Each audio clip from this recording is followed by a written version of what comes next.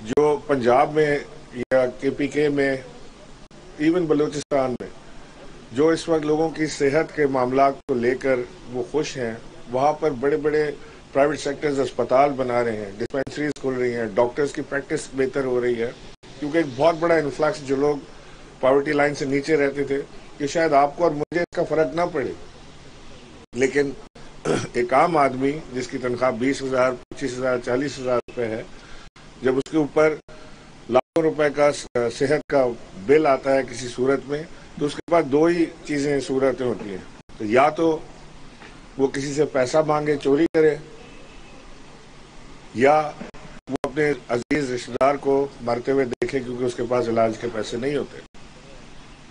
یہ ایک بہت زبردست پروگرام جو حکومت پاکستان نے شروع کیا، جس سے سندھ محروم ہے، جس کا مجھے بڑا دکھ ہے، مجھے بہت افسوس ہے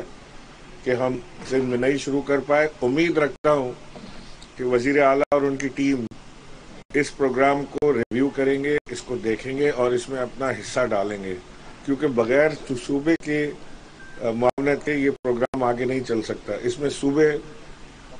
ذمہ دار ہوتے ہیں، اس میں آئیڈینٹیفائی کرنے کے لیے، ڈسٹریبیوشن کے لیے، اس کی دیگر چیزوں کو دیکھنے کے لیے، لیکن اگر صوبہ اس میں ساتھ نہ ہو تو پھر بہت زیادہ ایشوز اس میں آ سکتے ہیں۔ جب وزیر اعظم تھرپارکر گئے تھے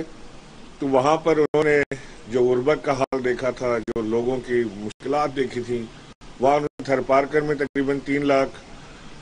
اگر غلط نہیں ہو تو تقریباً 3 لاکھ صحت کارڈ جو ہیں تھرپارکر عمر کوٹ میں بانٹے گئے ہیں، لوگوں کو دیے گئے ہیں، اس کے علاوہ سندھ میں نہیں دیے گئے۔ تو دیکھیں، میری امید ہے، خواہش ہے کہ شاید کوئی بات یہ رکھ لیں، پالیٹکس سے ہٹ کے بھی کوئی بات کو سوچ لیں، اور اس بڑے پروگرام میں جو کار خیر ہے، جو پہنچ سکتا ہے لوگوں تک، ایک سہولت کا نظام بن سکتا ہے، وہ یہاں سندھ میں بھی لوگوں کو ملے۔ بہت شکریہ، مہربانی۔ میں آخر میں شکریہ ادا کرتا ہوں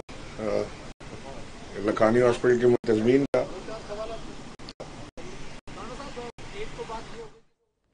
گورنر سندھ عمران اسماعیل کراچی میں تقریب سے خطاب